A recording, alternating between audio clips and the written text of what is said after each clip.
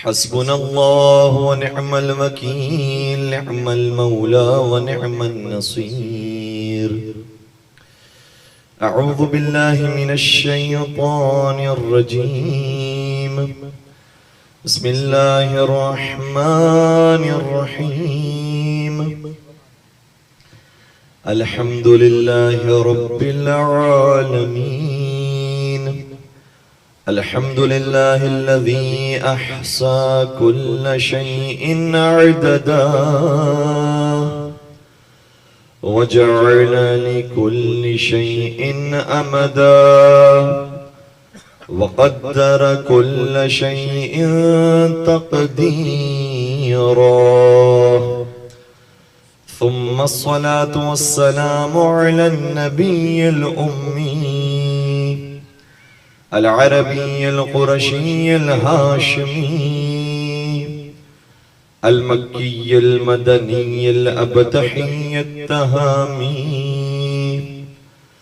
अल अब्दिल मुअय्यद वर रसूलिल मुसद्दद अल मुस्तफ़ल अमजद अल महमूदिल अहमद हबीब इलाहिल आलमीन अबिल क़ासिम मुहम्मद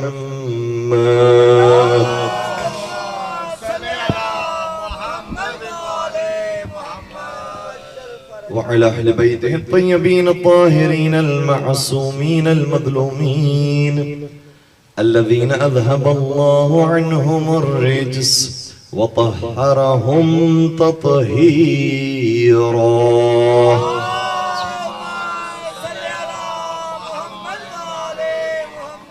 व लअनतुल्लाहि अला अअदाइहिम अजमईन। अम्मा बअद फ़क़द क़ाल अल्लाहु तबारक व तआला फ़ी मुहकम किताबिहिल मजीद व फ़ुरक़ानिहिल हमीद। बिस्मिल्लाहिर रहमानिर रहीम। वजअलनाहुम अइम्मतन यहदूना बिअम्रिना व औहयना इलैहिम फ़िअलल ख़ैराति व इक़ामस सलाति व ईताअज़ ज़काह व कानू लना आबिदीन। दुरूद पढ़ दीजिए।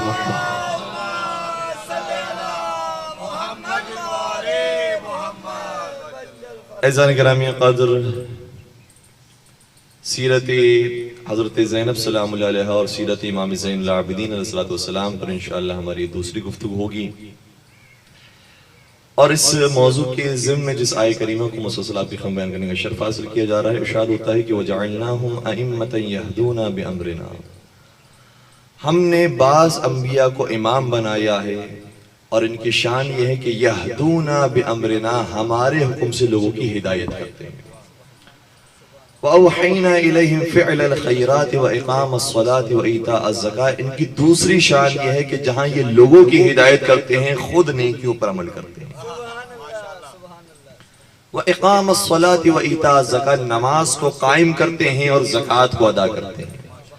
व कानू लना आबिदीन, और ये सब हमारे इबादत गुजार बनते हैं। कल की गुफ्तगू में बात आई थी कि यजीद मलऊन के ऊपर लानत भेजने के बारे में खुद इमाम अहमद इब्न हम्बल का नजरिया यह है कि कुरान मजीद की आयत कहती है कि जो मुनाफिक और हुकूमत छीन ले और फिर जमीन में फसाद बर्पा करे तो उस पर अल्लाह की लानत हो। सवाल यह है कि अगर मोमिनीन के पास हुकूमत आए तो वो क्या करेंगे? अगर मोमिनीन के पास खिलाफत आ जाए तो वो क्या करेंगे? उस बारे में भी कुरान करीम की आयत मौजूद है और जिसका इशारा इसी आयत के अंदर जैसे सल्लल्लाहु अलैहि वसल्लम ने पेश किया है उसके अंदर भी मौजूद है। एक दूसरी आयत आपकी खबर बयान कर रहा हूं, इरशाद होता है कि इम्मक्कन्नाहुम फिल अर्ज़ अल्लज़ीना इम्मक्कन्नाहुम फिल अर्ज़ अक़ामुस सलात व आतुज़ ज़कात व अमरू बिल मअरूफ व नहौ अनिल मुनकर। अगर मोमिनीन के हाथों में हुकूमत आ जाएगी तो सबसे पहला काम ये करेंगे कि नमाज को कायम करेंगे और ज़कात को अदा करेंगे। ये नमाज को कायम करते हैं, ज़कात को अदा करते हैं। वह अमरू बिल मारूफ, और ये अमर बिल मारूफ करेंगे, लोगों की हिदायत करेंगे। वह नहौ अनिल मुनकर, और मुनकरात से रोकेंगे। वलिल्लाहि आक़िबतुल उमूर, और हर चीज की आक़िबत और अंजाम परवरदिगार के हाथों में है। बात आ गई यहां तक। हम यजीद पर तो लानत भेजते हैं क्योंकि उसने फसाद बर्पा किया। अब उस पर हमें सलाम भेजना है जिसने नमाजों को कायम किया है,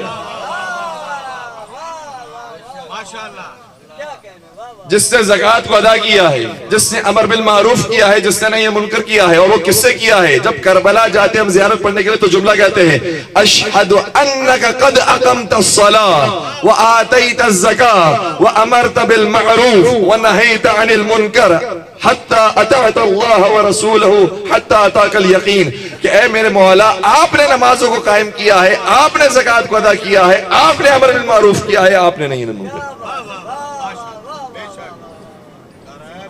तो जिन्होंने ये काम किए हो उनकी खिदमत में सलाम है, और जिन मलऊनों ने जमीन में फसाद बर्पा किया हो उनके ऊपर लानत है।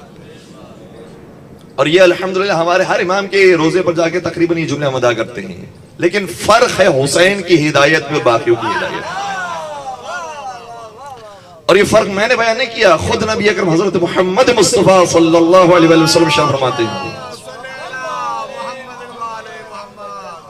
जब मौला हुसैन की खिदमत में तशरीफ लाए तो फरमाए, या ज़ैन अस्समावाति वल अर्ज़, ऐ वो जो जमीन और आसमान की जीनत है। उस मौके पर एक साहबी मौजूद थे जिनका नाम उबई इब्न काब है। कहने लगे कि या रसूलल्लाह, क्या आपके अलावा भी कोई जमीन और आसमान की जीनत बन सकता है? अरे ये खानदान वो है जो जमीन और आसमान की सिर्फ जीनत नहीं है, आबिदों की जीनत भी है। और ये जीनत ना बनेंगे तो कौन बनेगा? ये तो सय्यदा शबाब या अहलिल जन्ना है। ये जीनत ना होंगे तो कौन होंगे? नबी अकरम ने फिर आगे शाह फरमाया तुम जानते नहीं हो हुसैन को, जितना जमीन वाले नहीं जानते हैं उससे ज्यादा आसमान वाले जानते हैं। और फिर फरमाया कि अर्श के गोशे पर लिखा है कि इन्नल हुसैन मिसबाहुल हुदा, हुसैन हिदायत का चिराग है। ये लफ्ज किसी और के बारे में नहीं आया। हजरत आदम अलैहिस्सलाम हिदायत करने के लिए आए थे या नहीं आए थे? मिसबाहुल हुदा कहा गया उन्हें। हजरत नूह अलैहिस्सलाम हिदायत करने के लिए आए थे नहीं आए थे? मिसबाहुल हुदा कहा गया नहीं कहा गया? हजरत इब्राहिम अलैहिस्सलाम हिदायत करने के लिए आए थे नहीं आए थे? उन्हें मिसबाहुल हुदा कहा गया नहीं कहा गया? जितने भी अंबिया आए सब हिदायत करने के लिए आए, लेकिन किसी को नहीं कहा कि ये मिसबाहुल हुदा है सिवाय हुसैन इब्न अली के। फर्क क्या है बाकियों में और हुसैन में? फर्क बहुत से है, बस एक छोटा सा नुक्ता और अदरा सा नुक्ता आपकी खिदमत में बयान कर रहा हूं। हजरत आदम अलैहिस्सलाम हिदायत करने के लिए आए थे, वो हादी थे, मिसबाहुल हुदा नहीं थे। हजरत नूह अलैहिस्सलाम हादी थे, मिसबाहुल हुदा नहीं थे। हजरत इब्राहिम हादी थे, मिसबाहुल हुदा नहीं थे। हजरत मूसा हादी थे, मिसबाहुल हुदा नहीं थे। हजरत ईसा हादी थे, मिसबाहुल हुदा नहीं थे। फर्क क्या है हादी में और मिसबाहुल हुदा में? फर्क यह है कि हादी जब आता है तो जब तक जिंदा होता है हिदायत करता है, मरने के बाद तो कोई हिदायत ही नहीं कर सकता। आदम अलैहिस्सलाम आए, हिदायत की उन्होंने, लेकिन तब तक जब तक वो जिंदा रहे। आए हाय। हजरत नूह अलैहिस्सलाम ने हिदायत की तब तक जब तक वो जिंदा रहे। हजरत इब्राहिम अलैहिस्सलाम की हिदायत उस वक्त तक रही जब तक वो जिंदा रहे। हजरत मूसा अलैहिस्सलाम की हिदायत उस वक्त तक रही जब तक वो जिंदा रहे। हजरत ईसा अलैहिस्सलाम की हिदायत उस वक्त तक रही जब तक वो जिंदा रहे। लेकिन वाहिद हुसैन इब्न अली वो है जब तक जिंदा थे तब भी हिदायत कर रहे थे, और शहादत के बाद भी उनकी हिदायत का दस्तरखान खुला है।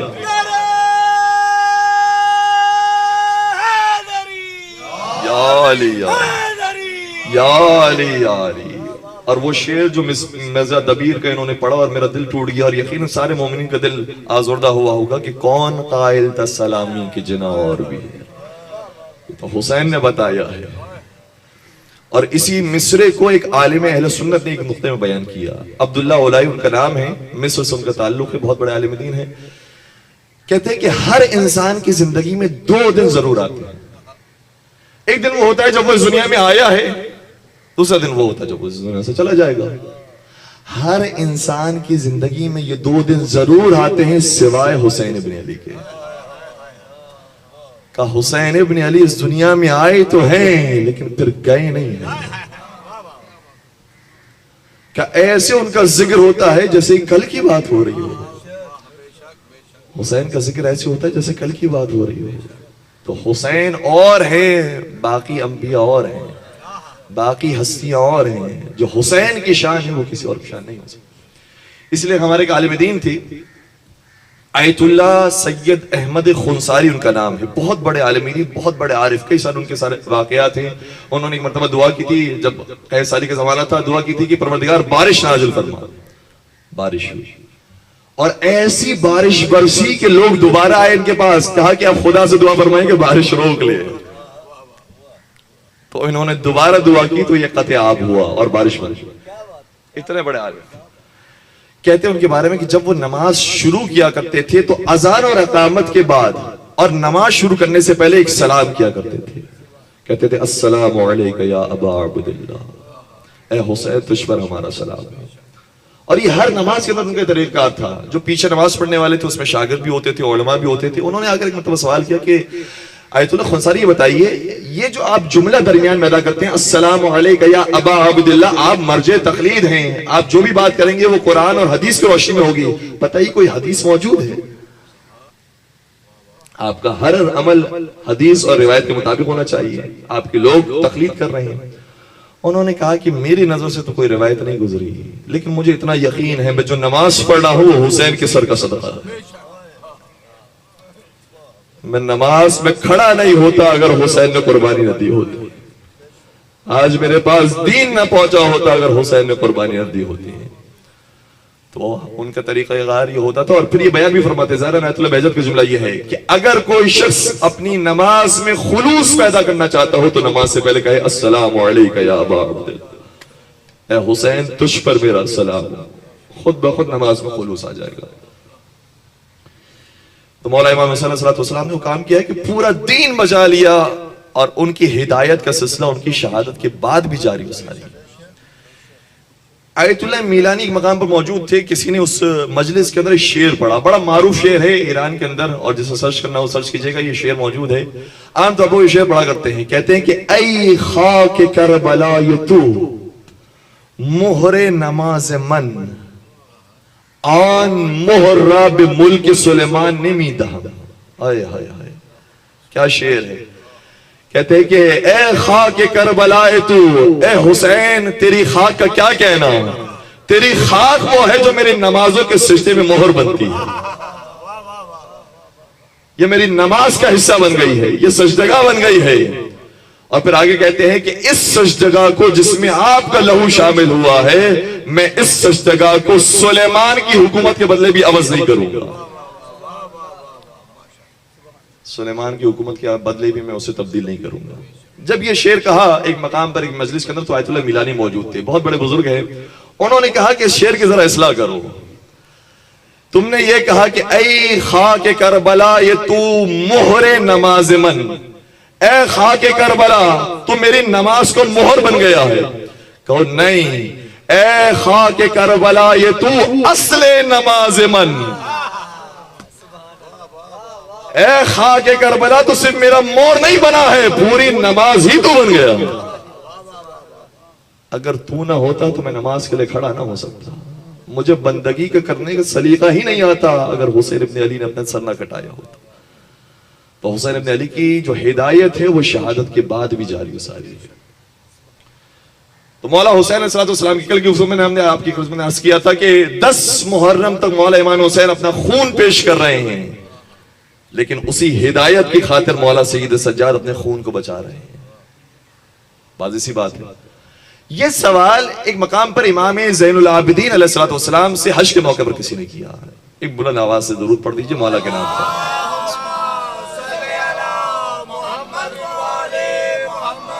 मुलाकात हुई मौला सईद सज्जाद से हज के मौके पर। मौला सईद सज्जाद कसरत के साथ हज किया करते थे। आज इंशाल्लाह हमारे मौजू भी रहेगा कि किस तरीके से मौला सईद सज्जाद ने हिदायत फरमाई। उसमें से एक अहम रास्ता हज का रास्ता। हज के मौके पर उसने सवाल किया कि फर्जंद रसूल, ए हुसैन के बेटे, आपने आसान रास्ते को इख्तियार किया है और मुश्किल रास्ता छोड़ दिया है। मेरे साथ तवज्जो फरमाइएगा, यह एतराज आज भी होता है। आपने हज का अमल तो अंजाम दिया जो आसान है, कुछ ज़हमतें हैं उसके अंदर, लेकिन जो आपके बाबा ने जिहाद किया था वैसे आपने जिहाद नहीं किया। ये ताना तो अगर किसी आम मुसलमान को भी दे दिया तो उसका कलेजा फट जाता है। सैयद सज्जाद को ये ताना दिया गया है। उसे मालूम नहीं है कि सैयद सज्जाद ही ने तो पूरी करबला सजाई है, पूरा कूफा सजाया है, पूरा शाम सजाया है। लेकिन उस शख्स ने सवाल किया कि ऐ सैयद सज्जाद, आपने आसान रास्ते को इख्तियार किया है, मुश्किल रास्ता छोड़ दिया। बाद लोग आज भी बड़े बड़े बुजुर्गान के सामने आकर यही बेअदबी करते हैं। उन्हें मालूम नहीं है कि ये बुजुर्गान बुजुर्ग ही इस वजह से है क्योंकि हालात को जानते हैं। बाद नौजवान फिगर जो जोशीला खून रखते हैं वो आखिरी कहते हैं कि आपने आसान रास्ते को इख्तियार करके मुश्किल से छोड़ दिया। उनके लिए मौला सैयद सज्जाद का जवाब है। मौला सैयद सज्जाद ने कहा कि तुम्हारी मुश्किल रास्ते से क्या मुराद है, आसान रास्ते क्या मुराद है? क्या मेरी मुराद यह है कि आपके बाबा ने तो जिहाद किया था, अपना खून दे दिया था, आपने आसान रास्ते इख्तियार किया, बस सफर करते हैं, हज पर आते हैं और चले जाते हैं। और फिर वो कहने लगा, कहा कि कुरान ने कहा है कि इन्नल्लाह अश्तरा मिनल मुअमिनीन अनफुसहुम व अमवालहुम बिअन्न लहुमुल जन्नह युकातिलून फी सबीलिल्लाह फयक्तुलून व युक्तलून। खुदा कुरान करीम के अंदर यह इबादत दे रहा है कि जो मोमिनीन अपने नफ्स को, अपनी जान को और अपने माल को राह खुदा में खर्च कर देते हैं तो उनके लिए जन्नत है। फयुकातिलून फी सबीलिल्लाह, ये अल्लाह के रास्ते में जिहाद करते हैं, क़िताल करते हैं, फयक्तलून व युक्तलून, या ये मर जाते हैं या ये मार देते हैं। तो मोमिनीन की शान ये बयान होगी इस आयत के अंदर कि मोमिनीन की शान ये होती है कि वो बढ़ बढ़ के हमला करते हैं, दुश्मन का मुकाबला करते हैं, या अपना खून दे देते हैं या सामने वाले का खून ले लेते हैं। ये बात बयान हो गई मोमिनीन की शान की। और जिसने ये काम किया उसके लिए जन्नत है। क्या ऐ सय्यद सज्जाद, कुरान तो ये कह रहा है कि अगर आप भी जिहाद करें, अगर शहीद भी हो जाएं तो भी बहुत अच्छी बात है, तब भी जन्नत है। और अगर आप जिंदा रहते हैं, गाजी बन जाते हैं, तब भी आपके लिए जन्नत है। तो आपने मुश्किल रास्ता छोड़ा है, आसान रास्ता इख्तियार किया। अब मौला के पास जवाब देने के लिए बहुत सी बातें थी। मौला वो हैं जो नातिक़े कुरान है। नातिक़े कुरान के सामने एक आयत से दलील देने से कोई फर्क नहीं पड़ेगा। वो मुहाफिज़े कुरान है, तुम हाफिज़े कुरान हो। वो मुफस्सिर कुरान हो, कुरान है, तुम मुतरज्जिम कुरान हो। तुम में और उनमें बहुत फर्क है। मौला के पास बहुत सारी दीगर आयतें भी थी कि अगर ये आयत मौजूद है कि हालात का मुकाबला ऐसे किया जाता है, तो हालात के मुकाबले के दूसरी आयत भी मौजूद है कि खुज़िल अफ़्व वअमुर बिल मारूफ वअरिज़ अनिल जाहिलीन। जब दुश्मन तुम्हारे मुकाबले पर आए तो इनसे दरगुजर से काम लिया करो। ये आयत भी कुरान में है। और अमर बिल मारूफ उन्हें किया करो और जाहिलों से दूर हो जाया करो। ये आयत भी कुरान में मौजूद है। कुरान में यह आयत भी मौजूद है कि वलौ कुन्त फद्दन गलीज़न लनफज़्ज़ू मिन हौलिक। ए रसूल, हमने आपको अपनी रहमत की वजह से नरम दिल बनाया है, और अगर हमने आपको सख्त दिल बनाया होता तो ये सब आपको छोड़कर चले जाते। बहुत सी दीगर आयतें मौजूद है। लेकिन मेरे मौला की शान यह है कि जिस आयत से उसी ने इस्तेदलाल किया था, उसी आयत से मौला ने इस्तेदलाल किया। क्या तूने यही तो कहा है ना कि मोमिनीन की शान ये होती है कि अपनी जान को और अपने माल को राह खुदा में खर्च कर देते हैं ताकि उन्हें जन्नत मिल जाए। इमाम ने शाह फरमाया, जब ऐसे मोमिनीन मेरे लश्कर के सिपाही बनेंगे तो मैं जिहाद के लिए भी आ जाऊंगा। आए हाय हाय, क्या कमाल का जुमला। तो यही कह रहा है कि मोमिनीन की शान ये होती है कि अपनी जान को कुर्बान करते, अपने माल को कुर्बान करते ताकि जन्नत उन्हें हासिल हो जाए। तो अगर ऐसे मोमिनीन मुझे मिल गए तो मैं भी वही काम करूंगा जो मेरे बाबा हुसैन इब्न अली ने किया था। दुरूद पढ़ दीजिए मोहम्मद वाले।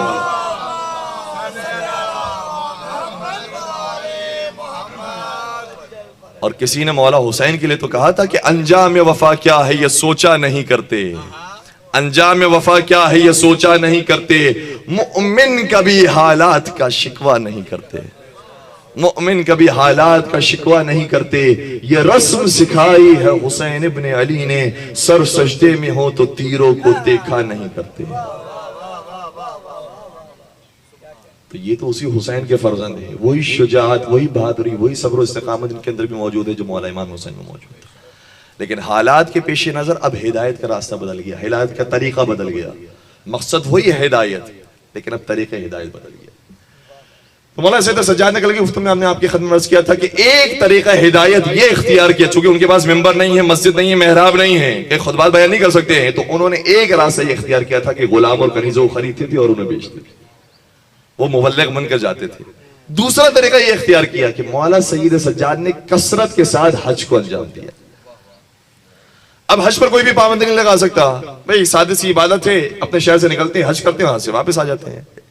लेकिन इन्हें नहीं मालूम कि हुसैन का बेटा जब हज करने के लिए कदम उठाएगा तो हर हर कदम पर यजीदियों को हुसैनी बनाता जाएगा। और ये हुआ है तारीख के अंदर 20 कम से कम 20 हज मौला ने किए, बाद के मुताबिक 22 हज भी हैं। और अगर पूरी तहकीक की जाए तो मौला की इमामत के अलावा जो इमाम हसन का जमाना है, इमाम हुसैन का जमाना है, उनके साथ भी हज पर गए थे, तो तकरीबन मौला ने 35 हज किए होंगे। लेकिन कम से कम तादाद जो रिवायतों में बयान हुई है 20 हज मौला ने किए।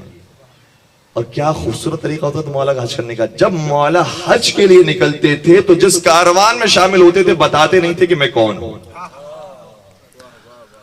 अब ये आम शख्स समझते थे एक इबादत गुजार मुत्तकी परहेजगार एक जवान है जो शौक रखता है, हज का शौक रखता है, इबादत का, बहुत शरीफ नेक इंसान है। और ये भी हमारी कसमा पुरसी है और अफसोस का आलम है कि जो शरीफ हमें मिल जाए उसी को निचोड़ देते हैं। कितने लोग ऐसे हैं जो नजफ से करबला जाते हैं ज़ियारत करने के लिए, हमें नहीं मालूम कि जो हमारे पैरों की मालिश कर रहे हैं, जो पैरों को दबा रहे हैं, उसमें से कितने वली खुदा हैं। मौला सैयद सज्जाद जब किसी कारवान में शामिल होते थे तो वो काम करते थे जो एक आम मुलाजिम किया करता है। अल्लाह अकबर, किसके चश्मो चिराग हैं, नबी खुदा के बेटे, लेकिन वैसे काम किया करते थे कि जैसे एक मुलाजिम एक गुलाम काम किया करता है। लोग समझ रहे थे कि इनका ताल्लुक किसी गुलामों के खानदान से, बड़ा मुत्तकी परहेजगार आदमी है, शरीफ आदमी है, लेकिन उसकी आदत है काम करना, इसलिए कभी बर्तन धोने के लिए दे दिए, कैसे कैसे जुमले हैं, कभी अपने लिबास को धोने के लिए दे दिया, कभी पैरों को दबवाया करते थे मौला सैयद सज्जाद। और मौला सैयद सज्जाद पूरी हौसले और पूरी हिम्मत के साथ उनके काम किया करते थे। यहां तक कि जब ये काफिला आगे बढ़ता और किसी और मंजिल में दाखिल होता और कोई और कारवान वाला नजर आता और पहचान लेता कि ये कौन है कि जिससे खिदमत ली जा रही है, तो आकर कहता कि तुम पहचानते नहीं हो ये कौन है, ये हुसैन का बेटा अली इब्नुल हुसैन ज़ैनुल आबिदीन है। तुम क्या समझ रहे हो, ये कोई गुलाम है, ये कोई खादिम खिदमत गुजार है, ये हुसैन इब्न अली का बेटा है, मासूम इमाम है। और जब उन्हें पता चलता था तो आते थे मौला की खिदमत, मौला आप माफ फरमा दीजिए, हमें मालूम नहीं था, हमसे गुस्सा की हो गई। मौला फरमाते थे कि जिस तरीके से तुम पहले मुझसे काम लिया करते थे अब भी मैं वैसे ही काम करूंगा। लेकिन मोमिनीन की हालत तब्दील हो जाती थी। हाजी मानते नहीं थे कि अब हम आपसे काम नहीं ले सकते, सिर्फ इज्जत और एहतराम आपको किया जाएगा, और यही होना भी चाहिए। मौला को क्या देखते थे कि जो कल रात तक इनके काफिले में मौजूद है अब वो इनके काफिले में नजर नहीं आता, कहीं और चला गया। क्यों मौला कहीं और चलेगा? इसलिए क्योंकि यह कारवां तो हुसैनी बन चुका है, अब किसी और को हुसैनी बनाना है। हाय हाय, मिलकर दुरूद पढ़ दीजिए मोहम्मद व आले मोहम्मद।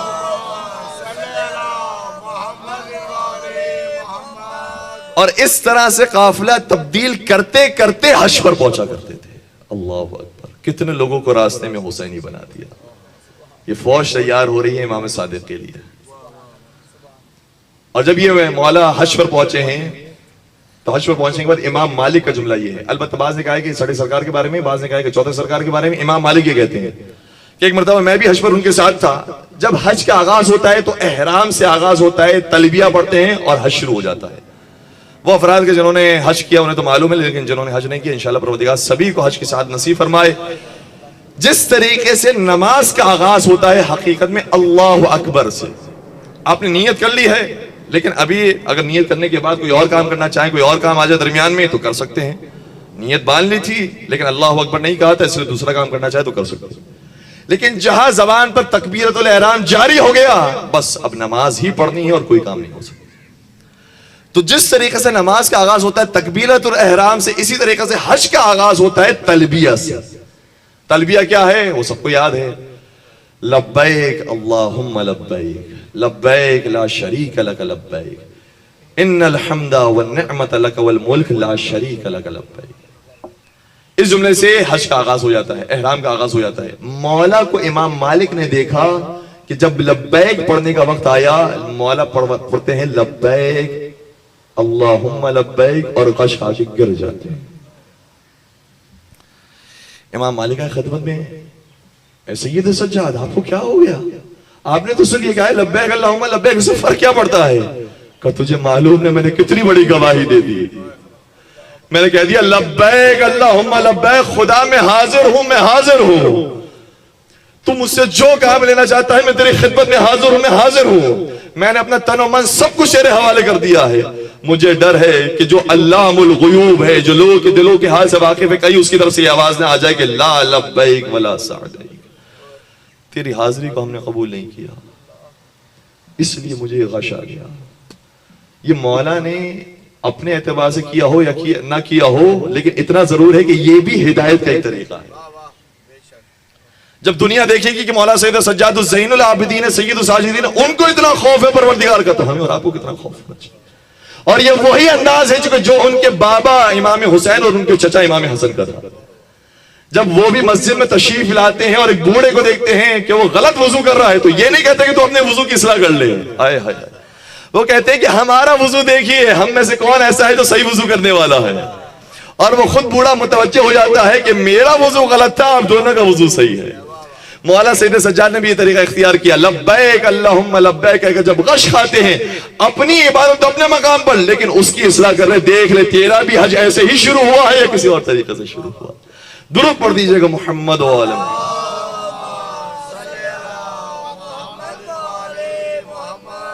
बात पहुंच रही है, थक तो नहीं रहे। मौला सैयद सज्जाद की तबलीग के कैसे तरीके होते, एक एक कदम पर तबलीग हो रही है। दुनिया समझ रही है कि मिंबर खत्म हो गया तो तबलीग खत्म हो गई, मौला की तबलीग का सिलसिला जारी है। और मेरा यही मौला जब हज करने के लिए पहुंचा और कसरत के साथ उन्होंने ये हज अंजाम दिया, लोगों ने देखा कि इनसे बड़ा जाहिद आबिद और कोई नहीं है, तो इनका एक खास एहतराम होता था। जो इन्हें इमाम नहीं भी मानता है वो भी एहतराम करता है। ये आले रसूल है, सादात रसूल, इनका खास एहतराम होता है। और इस बात की गवाही एक बहुत बड़े जालिम बादशाह हिशाम इब्न अब्दुल मलिक ने दी। कहता जब मैं हज करने के लिए गया, और उसके हज की भी बड़ी दास्तान है, मैं आपकी खबर बयान नहीं करना चाहता कि क्या क्या उसने रास्ते में किया है, लेकिन किसी ना किसी तरीके से हज पर पहुंच गया। जब हज करने के लिए पहुंचा तो देखा कि जम्मे गफीर जमा है मुसलमानों का हज करने के लिए। तवाफ करने की कोशिश की तो बड़ी मुश्किल से तवाफ हुआ, और हजर अस्वद को बोसा देने की कोशिश की तो वो कर ही ना सका। आ गया, साइड में बैठ गया, अपना एक मसनद लगाया और उसके नौकर चाकर उसके अतराफ में मौजूद है। कहा बड़ी भीड़ है, हजर अस्वद को बोसा नहीं दिया जा सकता। लेकिन कुछ देर न गुजरी थी कि एक नूरानी जवान दाखिल हुआ, और जब वो दाखिल हुआ तो हाजियों की सफे ऐसी शिगाफ्ता हुई कि जैसे इनके जद के लिए खाने काबा की दीवार शिगाफ्ता हुई, और हाजियों की सफे दर सफे बनना शुरू हो गए उसके इस्तकबाल के लिए। और मेरा मौला सैयद सज्जाद खाने काबा के करीब आता है, पूरे सुकून के साथ तवाफ करता है, सब रुके हुए हैं, और हजर अस्वद का करीब से आकर बोसा लेता है। हिशाम इब्न अब्दुल मलिक जानता है कि ये कौन है, इन्हीं से तो दुश्मनी थी, जानता है कि ये कौन है, लेकिन कहता है कि ये कौन है जिसका इतना एहतराम, अरे इसकी क्या हैसियत, नाउजुबिल्लाह, इसकी क्या हैसियत है। मैं जो हाकिम वक्त हूं, मेरे लिए कोई नहीं रुकता, मेरे लिए मुझे किसी ने हजरत अस्वद का बोसा नहीं देने दिया। ये कौन है जवान जो मुझसे कम उम्र है और उसके एहतराम के लिए सारे हाजी रुक गए, ये है कौन। जैसे ही उसने तजाहुल आरिफाना से सवाल किया, जानता था कि कौन है, लेकिन फिर भी कहा कि मुझे नहीं मालूम ये कौन है, तो उस मौके पर फरजदक शायर मौजूद था। उसने कहा तू नहीं जानता ये कौन है, तो मैं बताता हूं ये कौन। और ये फरजदक शायर के बड़े कमालात है। ये फरजदक शायर वो है कि जब छोटे थे, बचपने में थे, तकरीबन 15-20 साल के थे, उस वक्त इनके बाबा अली मुर्तजा की खिदमत में लेकर आए थे और कहा था कि मैं अपने बेटे को शायर बनाना चाहता हूं, ये बड़ा शायर बनेगा। इमाम ने फरमाया था कि इसके शायरी के साथ साथ हाफिज कुरान भी बनाओ, ये हाफिज कुरान भी बने, शायर अहले बैत भी बने। और ऐसे मौके पर जब खड़े थे, जिससे सवाल किया कि पता कौन है ये, मैं तो नहीं जानता, दुनिया तो नहीं जानती कि ये कौन है, तो उस मौके पर फरजदक ने बताया मैं बताता हूं कि ये कौन है। और 48 मिसरों का एक नज्म कही है जो मौला की शान में मदा सराई की है, उसमें से सिर्फ 4 मिसरात की खबर हदिया कर रहा हूं। पहले 4 मिसरे ये हैं, कहते हैं कि तू नहीं जानता ये कौन है, हादल्लज़ी तअरिफुल बतहा वतअता वल हिल्ल यअरिफुहु वल बैत वल हिरम, हादा इब्नु खैर इबादिल्लाहि कुल्लिहिम, हादा तक़ियुन नक़ियुत ताहिरुल अलम। तू नहीं जानता होगा ये कौन है, लेकिन मक्के का चप्पा चप्पा जानता है कि ये कौन है। तू नहीं जानता होगा ये कौन है, लेकिन खाने काबा जानता है कि ये कौन है। तू नहीं जानता होगा कि ये कौन है, लेकिन हिल और हरम जानते हैं कि ये कौन है। ये वही है जो बेहतरीन मखलूक खुदा का फर्जंद है, ये वही है जो तकी भी है, नकी भी है, ताहिर भी है, आलम भी है। इससे ज्यादा कोई पाको पाकीज़ा नहीं है। और मदा सराई करने लगी, उसमें से एक शेर और भी था, बड़ा खूबसूरत शेर है।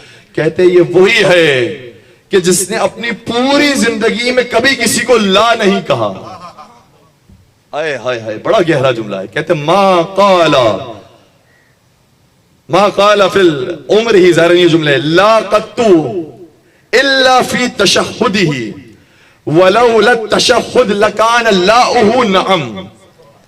कैसे पूरी जिंदगी में कभी किसी को ला नहीं कहा सिवाय एक मकाम पर कि जब खुदा को कहा तो कहा ला इलाहा इल्लल्लाह। हाय हाय, वरना इससे अपनी जिंदगी में कभी किसी को ला नहीं कहा। और अगर खुदा की गवाही के लिए ला के अलावा कोई और सीगा होता तो वो जारी करता, कभी किसी को ला ना कहता। हाय हाय, क्या खूबसूरत अशार है। और जब ये अशार मुकम्मल हो गए, मौला का तारुफ हो गया, तो फरज़दक को हिशाम के सामने मौजूद था, कहा इसको जेल में डालो। और दुआए नुतबा के अंदर ये सारे मजालिम का जिक्र है, खुलासतन बयान होता है। फ़क़ुतिल मन क़ुतिल व सुबिय मन सुबी व उक़सिय मन उक़सी। बाज़ को मोहब्बत अहले बैत में कत्ल कर दिया गया, जैसे हजरत कुमैल को, हजरत कंबर को, हजरत मीसम तम्मार को कत्ल कर दिया गया। बाज़ को गिरफ्तार कर लिया गया, जैसे कि फरज़दक को, मुख्तार सक़फ़ी को गिरफ्तार किया गया। और बाज़ ऐसे हैं कि जिन्हें जिला वदन कर दिया गया। इनका कोई कसूर नहीं है सिवाय ये कि ये अली के चाहने वाले हैं, ये अली और औलाद अली से मोहब्बत करने वाले हैं। हिशाम इब्न अब्दुल मलिक ने जब इसे जेल में बंद किया, मौलाना सैयद सज्जाद तक ये खबर पहुंची कि इन्होंने जो अशआर कहे थे उसके नतीजे में इन्हें कैद किया गया है, तो मौलाना ने अपनी जानिब से 1000 दीनार भिजवाए। हाय हाय, क्या मौला को तोहफा हो, 1000 दीनार का तोहफा पेश किया। और ये फरज़दक का खुलूस था, कहा कि मैंने इन दीनार के लिए थोड़ी शायरी की थी, मौला इसे वापस रख लीजिए, मैंने इनके लिए कसीदे थोड़ी कहे थे। मौला सीधा सीधा बयान फरमाते कि हमारा खानदान वो है जब दे देता है तो वापस नहीं लेता। मिलकर दूर पढ़ दीजिए मोहम्मद वाले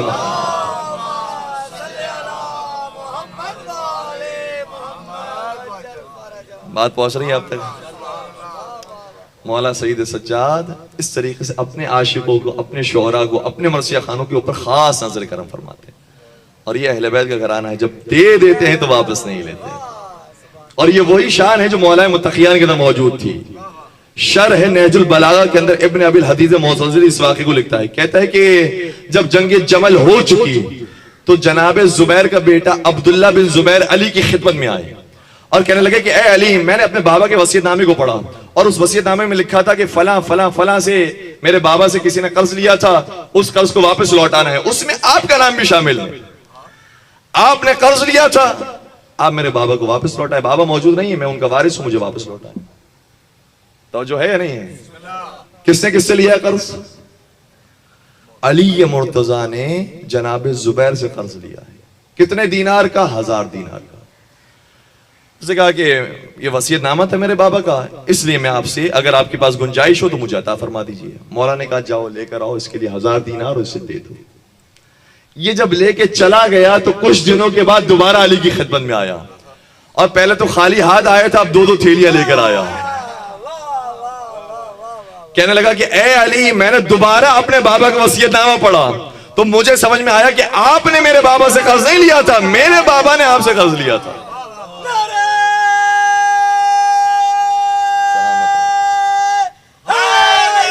या अली सलामत रहे। क्या मेरे बाबा ने आपसे कर्ज लिया था, आपने मेरे बाबा से कर्ज नहीं लिया था? मौला ने फरमाया वो जो मैंने तुझे दे दिया वो भी तेरा हो गया, जो तेरे बाप ने लिया था वो भी तेरा हो गया। हम जो दे देते हैं वो फिर वापस नहीं लेते। आए हाय, किसी ने क्या खूब कहा कि साइल को कोई भी खताआल से मौसूम नहीं, कितने ही फजाइल हैं जो मरकूम नहीं, कितने ही फजाइल हैं जो मरकूम नहीं। या रब तेरे हैदर के फजाइल की हदें खुद तेरे फरिश्तों को भी मालूम है।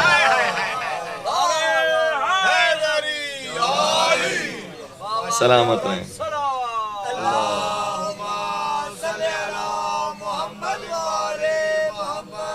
आपने हौसला बढ़ाया है तो फिर एक और शेर भी सुनते जाइए। किसी ने क्या खूब कहा था कि सखी वही है जो साहिल से रद्दो कद ना करे सवाल कोई तो उस पर रद्द ना करे। मैं तेरा एतराज कैसे मान लूं वाइज, अली अली ही नहीं अगर मदद ना करे।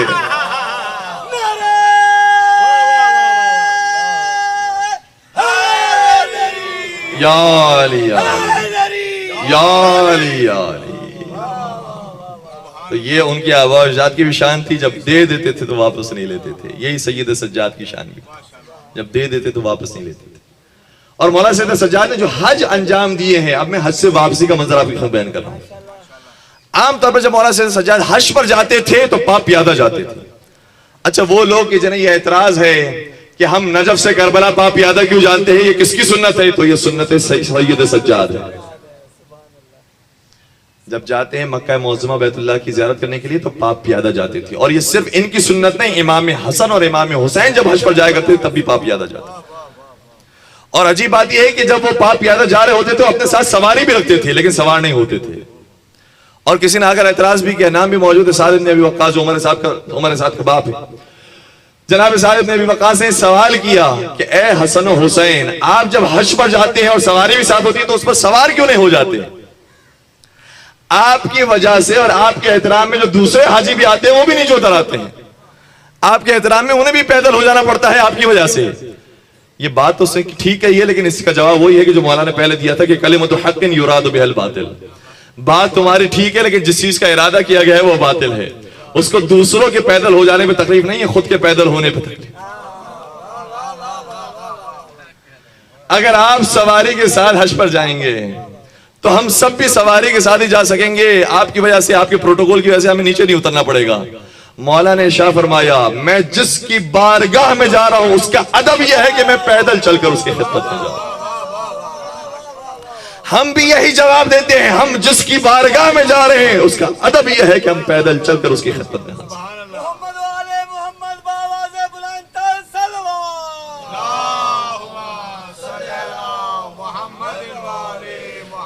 और अगर आप बेदार हैं तो चंद वजूहात उलमा कराम ने बयान की है। और अल्लामा अमीनी के जहन में यह सवाल था और ख्वाब में इसका जवाब उन्हें नसीब हुआ। ये सवाल था जब उन्होंने रिवायत पढ़ी कि उनके साथ सवारी हुआ करती थी लेकिन सवार नहीं होते थे, तो उनके जहन में था कि मंतकी बात तो यह है कि जब सवारी मौजूद है सवार हो जाना चाहिए, या फिर सवारी ही साथ ना रखे वैसे पैदल चले जाएं ताकि उसका नुकसान ना हो। ये जहन में उनके सवाल मौजूद था कि ख्वाब में क्या देखा कि वही हज का मंजर है और खुद ब खुद जवाबात दे रहे हैं।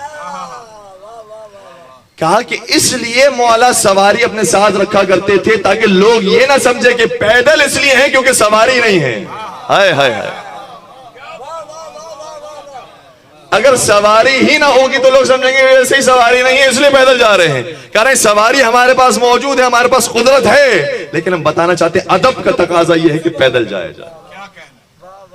दूसरे उनके जहन में जवाब आया और जवाब खुद दे रहे थे। का दूसरा जवाब ये भी हो सकता है कि जब सवारी अपने साथ लेकर जाते थे तो अपने लिए तो इस्तेमाल नहीं कर सकते थे, लेकिन जो रास्ते में कोई बूला भटका नजर आ जाए तो उसके हवाले सवारी कर दे कि जाओ तुम्हारा सफर आसान हो जाए।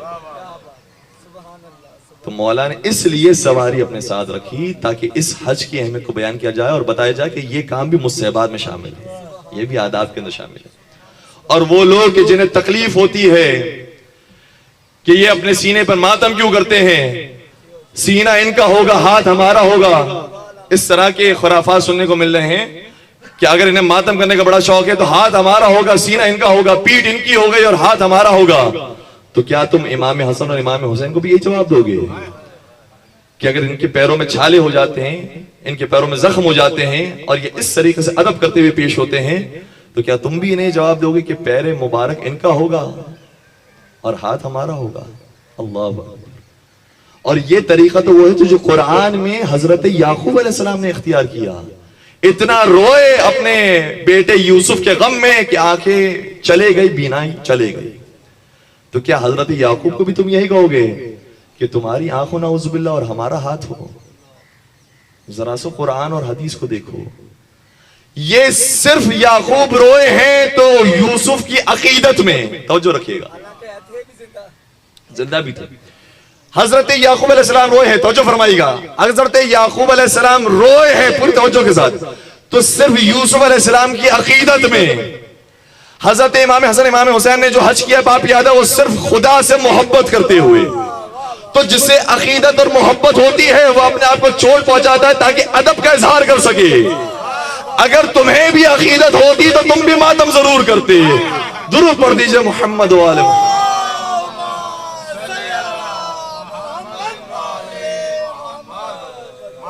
जिसके लिए काम हो रहा है उससे अकीदत का इजहार किया जा रहा है, वो इतना अरफा और आला है कि उसके लिए जेब देता है कि अपने आप को तकलीफ में रखा जाए। ये नबियों की सुन्नत है, ये इमामों की सुन्नत है। मौला सईद सज्जाद भी इसी तरीके से पापियादा जाया करते थे अक्सर हजों के अंदर, और जब वापस आया करते थे तो बाज़ रिवायतें कहती हैं कि फिर ऊंट पर सवार हो जाया करते थे, और बाज़ रिवायतें कहती हैं कि जाते वक्त भी ऊंट पर सवार हुआ करते थे। चूंकि दोनों ही ये चीजें हैं कि जो बहरहाल जायज हैं, इंसान दोनों चीजों को इख्तियार कर सकता है। अगर एक ही रविश पेश कर दी जाती तो लोग ये ना समझते कि सिर्फ पैदल ही हज सही होता है, सवारी के साथ सही नहीं होता। जब सवार हुआ करते थे तो एक अजीब काम अंजाम दिया करते थे कि कभी भी अपनी सवारी को ताजियाना नहीं मारते थे, और उसकी गवाही सारे हाजियों ने, सारे मुसलमानों ने दी है कि जब सैयद सज्जाद जिस ऊंट पर सवार होते थे, वो ऊंट कितना ही सरकशी क्यों ना करे, कितना ही तकलीफ क्यों ना पहुंचाए, कभी वो सुस्त हो जाए, कभी वो बेराही की तरफ चला जाए, लेकिन सैयद सज्जाद कभी उसे ताजियाना नहीं मारते। और जब किसी ने सवाल किया कि आका सैयद सज्जाद ये तो जानवर है, जानवर को मारना और बिलखुसूस इन कामों के लिए मारना वो तो जायज है ताकि वो सही रास्ते पर रहे, तेज रफ्तारी के साथ जाए। मौला ने क्या अजीब जुमला शाह फरमाया, ये हम सबको बेदार किया है। फरमाया कि लौलल क़िसास लफ़अलतु, अगर क़यामत के मैदान में जानवर को लगने वाले ताज़ियाने का भी क़िसास ना होता तो फिर मैं करता। किसको लगने वाले ताज़ियाने? जानवर को लगने वाले ताज़ियाने का भी हिसाब है। कुरान करीम क्या है, फमन यअमल मिस्क़ाल ज़र्रतिन खैरन यरा वमन यअमल मिस्क़ाल ज़र्रतिन शर्रन यरा। जो शख्स जर्रा बराबर भी नेक अंजाम देगा उसे उसका सवाब मिलेगा, और जो जर्रा बराबर भी बुराई करेगा वो बुराई भी उसे दिखाई जाएगी। और ये वही नसीहत है कि जो जनाब लुक़मान ने भी अपने बेटे को की थी। फरमाया था कि या बुनय्या इन्नहा इन तकु मिस्क़ाल हब्बतिन मिन खरदल फतकुन फिस सखरति औ फिस समावात औ फिल अर्ज़ याति बिहा अल्लाह। फरमाया था कि ए मेरे बेटे याद रखना, मैं तुम्हें नसीहत करके जा रहा हूँ। जनाब लुक़मान हकीम के जिनका जिक्र कुरान करीम में आया, पूरा सूरा मौजूद है, और जिन आयतों की तिलावत का शर्फ हासिल किया है वो सूरह लुक़मान की आयत नंबर 16 है। 16 और उसके बाद अब 18 तक आप देखिएगा कि क्या खूबसूरत हदीस है, क्या खूबसूरत नसीहतें हैं। जनाब लुक़मान ये कहते हैं कि बेटा याद रखो, इस जमीन में जो भी तुम काम अंजाम दे रहे हो, चाहे वो राय के दाने के छिलके के बराबर ही क्यों ना हो, और उस छिलके को तुम पहाड़ में छुपा दो या आसमानों में फेंक दो या जमीन में गाड़ दो, परवरदिगार उसे भी तुम्हारे सामने पेश करेगा। याद रखना, एक एक चीज का हिसाब किताब लिया जाए। जब जानवर को लगने वाले ताजियाने का हिसाब किताब है, तो इंसान को अगर कोई तकलीफ पहुंचाए उसका उसे कैसे जवाब देना होगा। लेकिन मजलूमियत तो यह है कि जिसने जानवर को भी कभी ताजियाना न मारा हो, उसे करबला से शाम तक ताजियानों पर ताजियाने लगाएगा।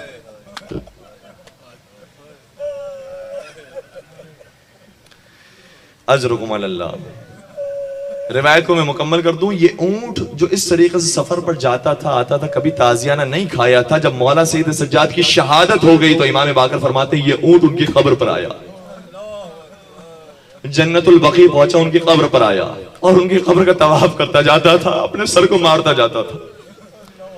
इमाम बाकर फरमाते हैं मैं उस ऊंट को लेकर दोबारा घर के पास आ गया ताकि उसको तसल्ली तो दिलासा दूं। रात का एक पहर नहीं गुजरा था कि ऊंट दोबारा से घर से बाहर निकला और अपने मौला की कब्र पर गया और इतना अपने आप को पढ़ा कि उसकी रूह कफ़स उनसुरी से परवास कर। आए सैयद सज्जाद, आपकी मोहब्बत जिसे मिल जाए तो जानवर भी इंसान बन जाते हैं, और जो आपका बुग़्ज़ रखने वाले हो तो इंसान भी जानवर बन जाते हैं। हाय सैयद सज्जाद को कितने ताज़ियाने लगे, इतने ताज़ियाने पड़े कि एक रिवायत का जुमला यह है, मौला इमाम बाकर ने जब गुस्ल दिया है तो क्या देखा कि पूरी पीठ अभी भी जख्म। और किसी ने सवाल किया है इमाम बाकर ये बताइए पीठ पर यह जख्म कैसा है? कहा जो करबला से कूफा तक और कूफे से शाम तक ताज़ियाने पड़े थे उसका निशान अब भी बाकी है। अजरुकुम अल्लाह। सैयद सज्जाद बड़े मजलूम है, सारे रास्ते ताज़ियाने खाते रहे। बस अज़ादारो, अब यह काफिला वो है 15 मुहर्रम से मैंने अर्ज किया था कि कूफे से निकला है और शाम के रास्ते की तरफ जा रहा है। जब शाम के रास्ते की तरफ यह कारवान जा रहा था, सर इमाम हुसैन बाकी शोहदा के सर भी साथ साथ थे। एक मकाम ऐसा आया कि जहां पर इस काफिले ने पड़ाव डाला और उन्होंने इस्तिराहत करना चाहिए, आराम करना चाहिए, फिर हम आगे बढ़कर शाम की तरफ जाएंगे। कहते हैं जहां पर उन्होंने इस्तिराहत की वो ईसाइयों का इबादत खाना था। वहां पर एक ईसाई मौजूद था, ईसाई राहिब है। कहता है कि मैंने इन कटे सरों को देखा तो एक कटा सर ऐसा था कि जिसके मुंह से नूर बरामद हो रहा था, जिसके चेहरे से नूर निकल रहा था और वो आसमान की तरफ जा रहा था। मैंने कहा अजीब सर है। ऐसा नूर मैंने कभी नहीं देखा कि किसी सर से इस तरह से बुलंद हो रहा हो। मैं उस सर के करीब गया, उस सर को छूमा और फिर मैंने उनके पास आकर कहा कि मुझे ये सर चाहिए। उन्होंने कहा कि हम ये सर नहीं दे सकते।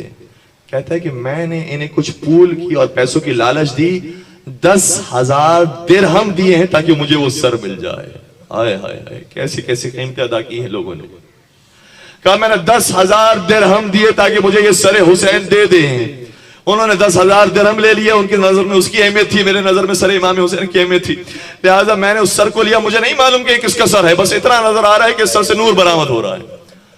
मैंने अपने पास रखा, उस चेहरे को मैंने धोना शुरू किया, उस चेहरे के जख्म मैंने पाक करना शुरू किया। और जब ये चेहरा मेरे सामने चमकता हुआ नजर आया तो मैंने सवाल किया, ऐ सर तू खुद ही बता तू कौन है।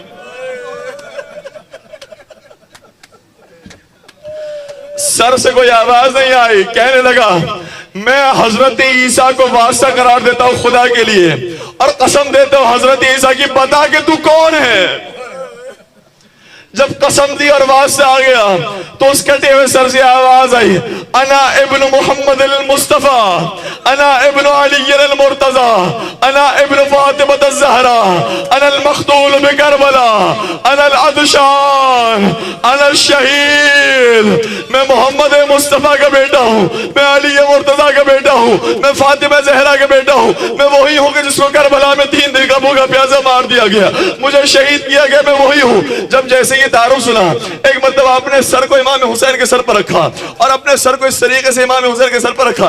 कहने लगा, और ये जुमला हम सब का जुमला होना चाहिए, जब करबला जाए रोजे इमाम हुसैन पर, जब किसी जगह पर जाकर जियारत पढ़े, किसी अलम पर पहुंचे तो सर पर सर रखकर ये कहा करे, उस जगह पर अपने सर को ये रखकर कहा करे कि मौला मैं ये सर उस वक्त तक नहीं उठाऊंगा जब तक आप कयामत के मैदान में मेरी शफाअत की जिम्मेदारी नहीं लेते। क्या इस शर्त पर मैं ये सर उठाऊंगा आका जब आप मेरी शफाअत की जिम्मेदारी ले लें। फिर ये कटा सर बोला, कहा कि मैं तेरी शफाअत जरूर करूंगा अगर तुम मेरे नाना के दीन पर आ जाए। बस ये कहता है अशहदु अल्ला इलाहा इल्लल्लाह व अशहदु अन्ना मुहम्मदुर रसूलुल्लाह, और उस कटे सर से आवाज आती है मैं तेरा शफी बन जाऊंगा। मौला हम मजलिसों के अंदर आते हैं, मौला हम अलम का बोसा देते हैं, हम ज़ियारतों का बोसा देते हैं, हमारी नीयत भी यही होती है कि मौला जो हमने चूमा है उसके बाद कयामत के मैदान में हमारी शफाअत कर दीजिए। अजरकुम अल्लाह। बस अज़ादारो, उस मंजिल से फिर ये काफिला आगे बढ़ा। वो ईसाई मुसलमान हो गए, लेकिन ये मुसलमान ऐसे थे जो इस काम के बाद काफिर हो चुके थे, और जो 10,000 दिरहम मिले थे वो कोड़ियों में तब्दील हो गए, उसकी कोई कीमत नहीं बची। ये जब काफिला आगे बढ़ा, शाम में जब दाखिल हुआ तो शाम का मंजर बड़ा अजीब है। मैंने आपकी खिदमत में कल भी अर्ज किया था कि कूफे में जब थे तो खजूरें फेंकी जाती थी, जब शाम में आए तो पत्थर मारे जाते थे। जब कूफे में थे तो रोने वाले फिर भी मौजूद थे, लेकिन जब शाम में आए तो कह कहे लगाने वाले मौजूद थे।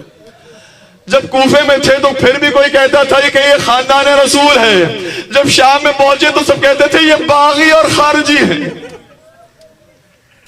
बस अज़ादारों, उस मंजिल से काफिला आगे बढ़ा और दरबार यजीद मलून में दाखिल हुआ। आए हाय हाय, अब यहां पर तो मसाहिब मेराज पर पहुंच गए। सुनेंगे फिर क्या कयामत टूटी है। यजीद के जब दरबार में पहुंचे तो बहुत से वज़रा, बहुत से सुफरा मौजूद थे। उनमें से एक मलून खड़ा हुआ और कहने लगा कि इन बीबियों के काफिले में जो सबसे छोटी बच्ची है वो मुझे अच्छी लगती है, वो मैं कनीजी में लेना चाहता हूँ। अजरकुम अल्लाह। ये रिवायत देकर मैं आपकी खिदमत बयान कर रहा हूँ। फातिमा बिन्तुल हुसैन नाम बयान किया गया, कहा कि मैं इस बच्ची को कनीजी में लेना चाहता हूँ। ऐसे मौके पर कोई आगे नहीं बढ़ा सिवाय ज़ैनब कुबरा के। अली की बड़ी बेटी आगे बढ़ी और कहने लगी, ऐ शख्स, अगर तुम मुसलमान है तो इस बच्ची को अपनी कनीजी में नहीं ले सकता। कहने लगा कि मेरे इस्लाम का इस बच्ची के कनीजी से ताल्लुक क्या है? ये तो असीर और कैदी बनाई गई है, अगर मैं कनीजी में लेना चाहता हूं तो उसमें मुजाहिका क्या है? अली की बड़ी बेटी ने कहा, अगर तू मुसलमान है तो तू जिसका कलमा पढ़ता है ये उसी की बेटी है।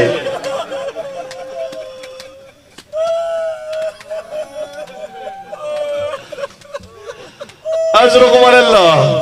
ये मजलिस अज़ा है लेकिन वो दरबार यजीद था। ये जुमले वो सुनते थे और कह लगाते थे ये जुमले वो सुनते थे और हंसा करते थे। यजीद खड़ा हुआ कहने लगा कि अली की बड़ी बेटी है ये, तो मैं तो अली से दुश्मनी रखता था, इसकी बेटी को भी सर तन से जुदा कर दिया जाए। जल्लाद को हुक्म दिया कि ज़ैनब कुबरा के सर को तन से जुदा कर दिया जाए। अल्लाह अकबर। अब ज़ैनब ने सकीना की हिफाजत की है, शहजादी ज़ैनब की हिफाजत करने के लिए अब कौन खड़ा हो? ना अब्बास है ना हुसैन है, कौन ज़ैनब कुबरा की नुसरत करने के लिए खड़ा हो? सुनेंगे क्या हुआ।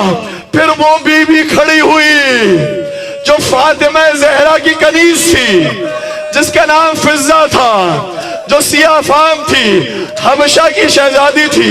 एक मर्तबा खड़ी हुई और सारे दरबार वालों से मुखातिब और कहती है, ए हबशा के सफीरों, तुम्हारी गैरतों को क्या हो गया है?